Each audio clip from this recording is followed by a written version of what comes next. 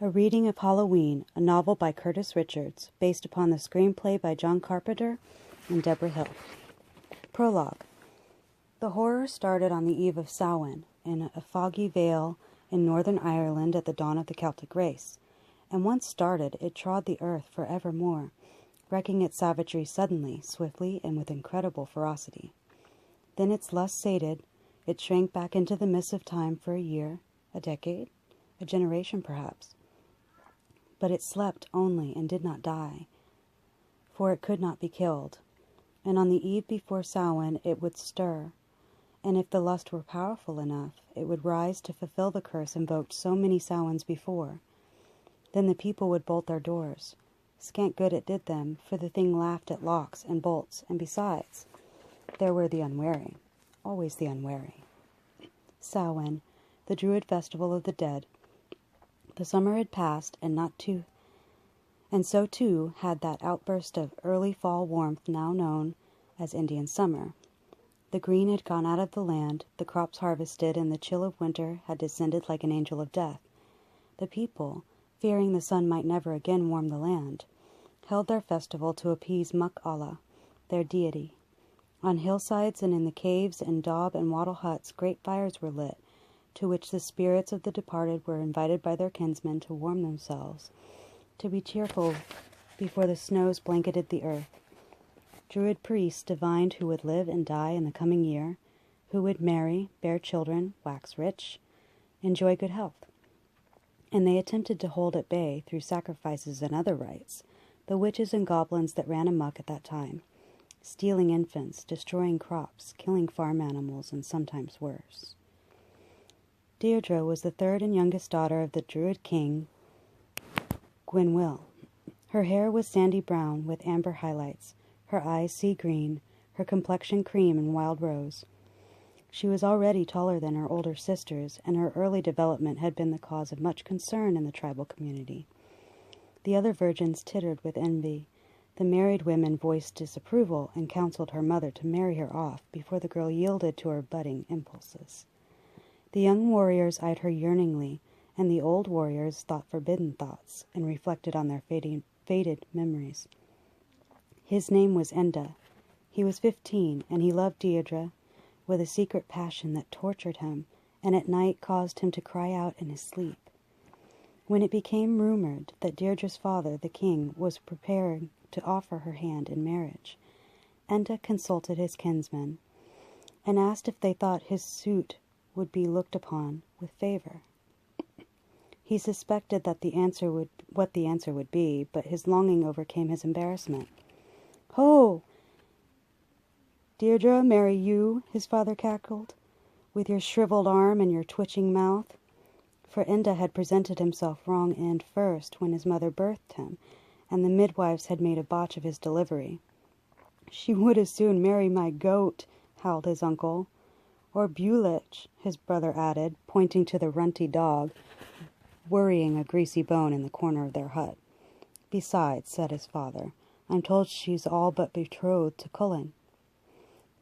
"Now there's a lad worthy of that wench's pretty hole," his uncle burst out, raising his wineskin to his fat lips, and they continued to discuss Deirdre's charms as Enda retreated miserably from the hut into the cold night. The boy suffered tortures such as only the adolescent can. At length, he determined on a plan. If he could somehow get directly to Deirdre, he would convince her that though he was ill-favored physically, he was in every other respect a fitting candidate for her hand. This was easier said than done, however, because the virgins were closely watched by their mothers, or by translucent or truculent warrior brothers. Nevertheless, one day Enda seized an opportunity when Deirdre went to fetch water from the stream at the foot of the hill. He followed her furtively, darting from tree to tree until he found her stooped over the stream, singing softly to herself as the water filled her clay pitchers. "Deirdre," he called them timidly. She turned and gasped, eyes round with fright. "You! What do you want?" Her body tensed, and she seemed ready to bolt. I want to..." The panic in her face alarmed him. He had expected to startle her, but had not imagined she would greet him with such revulsion. He stepped forward, hand extended pacifically. But she jumped back, misinterpreting the gesture. She stumbled, almost falling into the stream, and Enda moved swiftly to rescue her. "No!" she shrieked. "Get away from me, monster!" She found her feet and burst into a run, crying, "Help! Help! He means to rape me!" Enda's body had been deformed at birth, but not until that moment had his soul been deformed.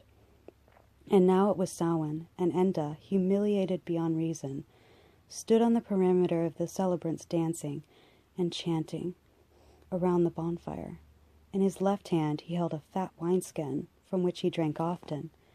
In his right hand he held a foot-long butcher blade, which he used to cut the throats of pigs and chickens.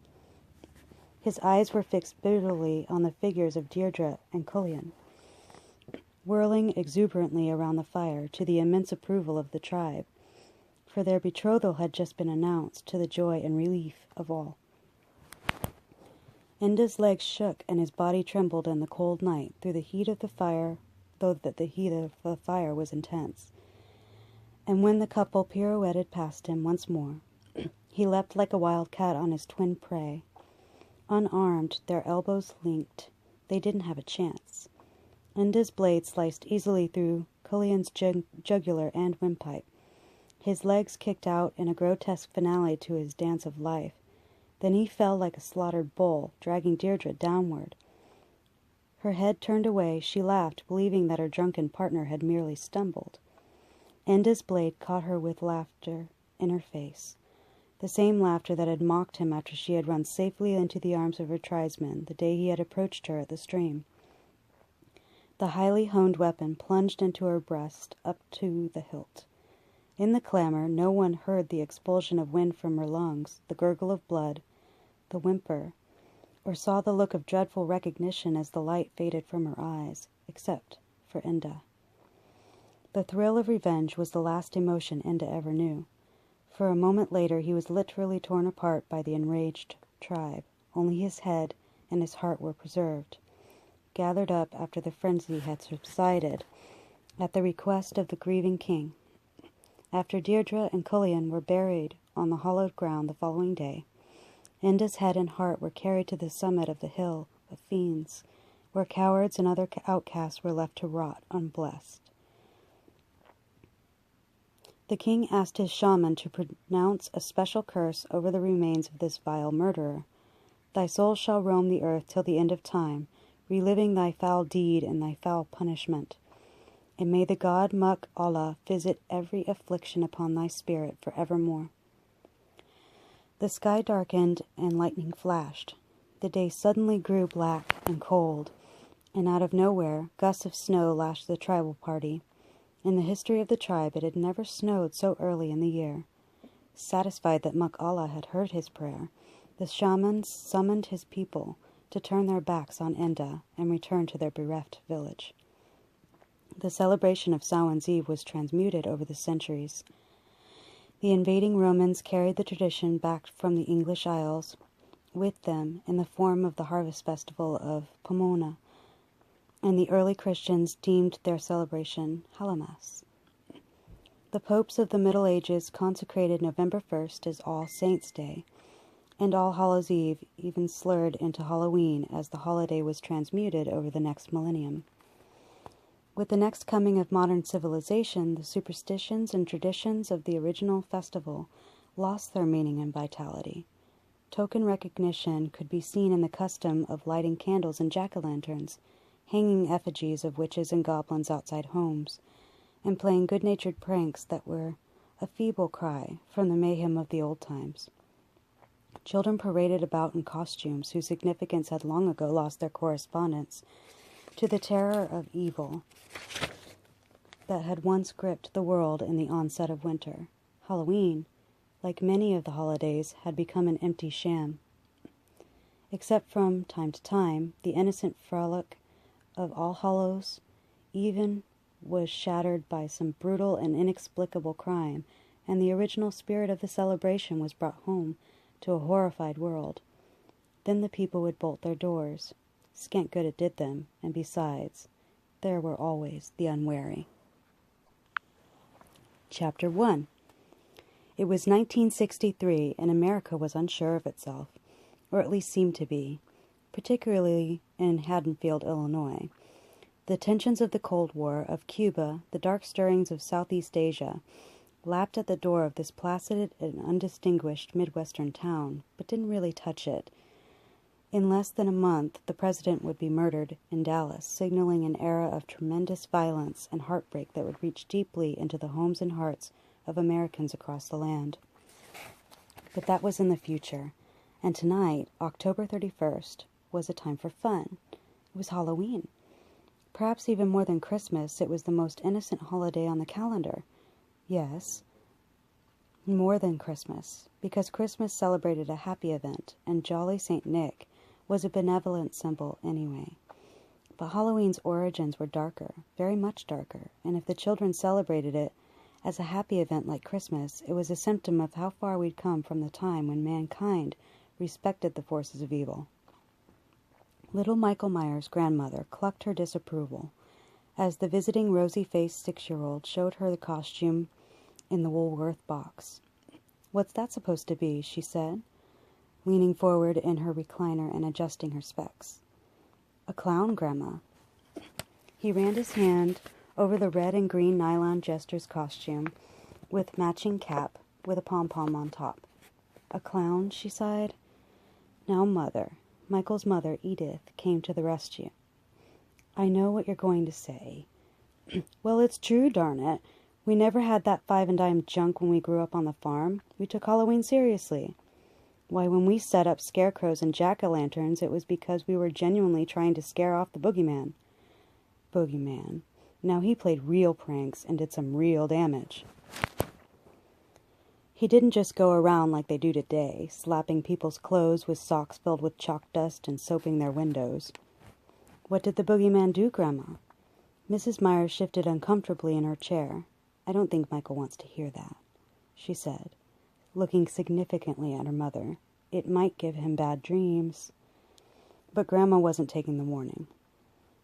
"Nothing wrong with bad dreams. At least they remind us that things aren't hunky-dory in this world.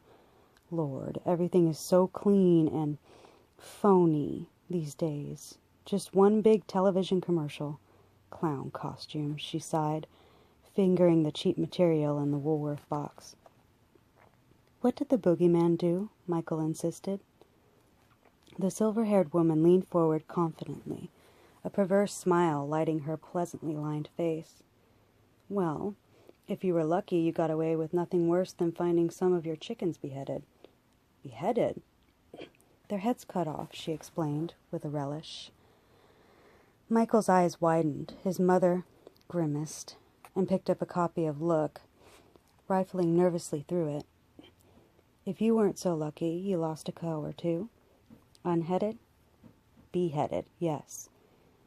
"Were the heads just lying there next to the cows, or were they—" "Mother, that will be enough, really," Mrs. Myers gasped, snapping the magazine shut. But Grandma had warmed to the subject. Behind her spectacles, her blue eyes had drifted off to her girlhood, and her head nodded in memory of some of the awesome event. Once he burned somebody's barn down. Was it Winfield? No, Winterfield. Burned Mr. Winterfield's barn down to the ground, livestock and all. She looked at the wide-eyed boy, then at her horrified daughter, and realized she'd gone too far. "Of course, Michael. We always suspected it wasn't the boogeyman. Perhaps neighbors getting even with each other for some slight. In costumes and masks, it was easier to get away with that sort of thing. But I do remember one incident." "Not the chimney story," begged Mrs. Myers. "Ooh, tell me the chimney story," implored the grandson. "Well," the woman said, taking her grandson up on her lap, "it was Halloween, 1910. "Just tell it," said Michael. Even at 6, he recognized a boring attack of Grandma's "What year was it again?" "Yes, it was Halloween, but way after midnight, maybe 2 or 3 in the morning. We'd all gone to sleep, leaving the fire burning in the parlor because it was a terribly cold night. Well, suddenly I hear my brother Jimmy shouting, 'Smoke! Smoke! Wake up, everybody! The house is on fire!' I grabbed my robe and rushed down the stairs right behind my daddy, who'd picked up the bucket of water we always kept filled at the top of the landing. Sure enough, the whole downstairs was thick with wood smoke, but I couldn't see any fire. The smoke was coming from the fireplace, and it looked as though the flue had been closed. "What's a flue?" Grandma explained what a flue was.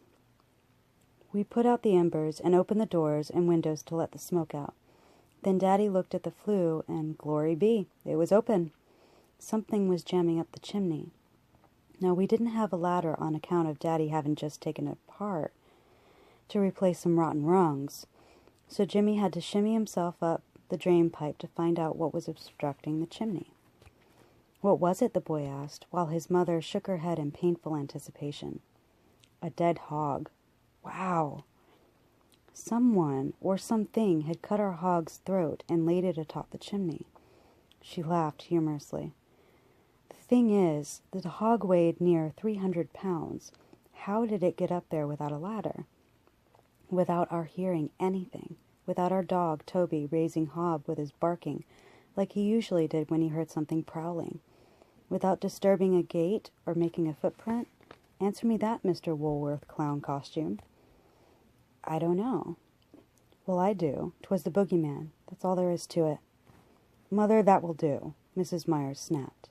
"The boy's been having problems enough at night without your adding to them."